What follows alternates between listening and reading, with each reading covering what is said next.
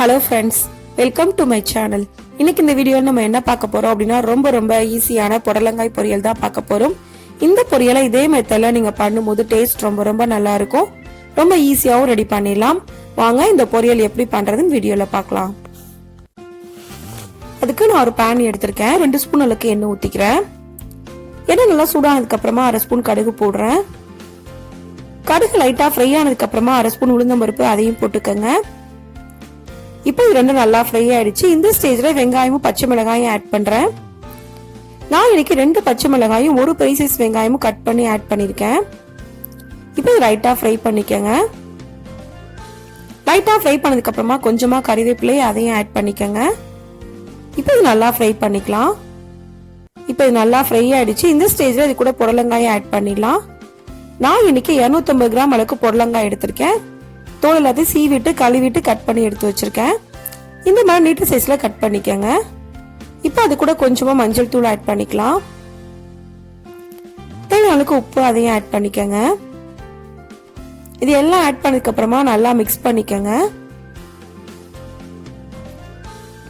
எல்லாம் நல்லா ஒண்ணா மிக்ஸ் ஆகணும். அந்த அளவுக்கு நல்லா மிக்ஸ் பண்ணிக்கங்க. நல்லா மிக்ஸ் பண்ணதுக்கு அப்புறமா நம்ம மூடி வச்சு குக் பண்ணிக்கலாம். புடலங்காய்க்கு தண்ணி எதுவும் ஊத்த தேவையில்லை. நம்ம சிம்ல வச்சு குக் பண்ணா போதும். இப்போ நான் மூடி வச்சு ஒரு 5 நிமிஷம் போல குக் பண்ணிருக்கேன். இது நல்லா குக் ஆயிருச்சு. இப்போ நல்லா மிக்ஸ் பண்ணிக்கலாம்.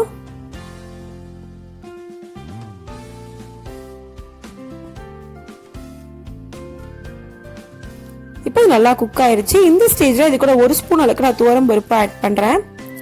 நல்லா வேக வச்சு துவரம் பருப்பு ஆட் பண்ணிக்கங்க. ஆட் பண்ணிட்டு நல்லா மிக்ஸ் பண்ணிக்கலாம். இந்த ஸ்டேஜ்ல உங்களுக்கு தேவைப்பட்டா நீங்க கொஞ்சமா தேங்காய் துருவல் ஆட் பண்ணிக்கலாம். நான் இனிப்பு டேஸ்ட் வரும் அப்படின்றதுக்காக துவரம் பருப்பு மட்டும் ஆட் பண்ணிருக்கேன். இப்போ நல்லா மிக்ஸ் பண்ணியாச்சு. புடலங்காய் ஃபுல்லா நல்லா குக் ஆயிடுச்சு. இந்த ஸ்டேஜ்ல நம்ம அடுப்பை ஆஃப் பண்ணிடலாம். இப்போ நமக்கு ரொம்ப ஈஸியான புடலங்காய் பொரியல் ரெடி ஆயிடுச்சு. இந்த புடலங்காய் பொரியல் இதே மெத்தட்ல பண்ணும்போது டேஸ்ட் ரொம்ப நல்லா இருக்கும். இந்த ரெசிபியை இதே மெத்தட்ல நீங்களும் செஞ்சு பாருங்க.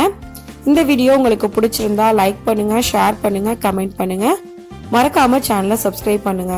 தேங்க்ஸ் ஃபார் வாட்சிங்.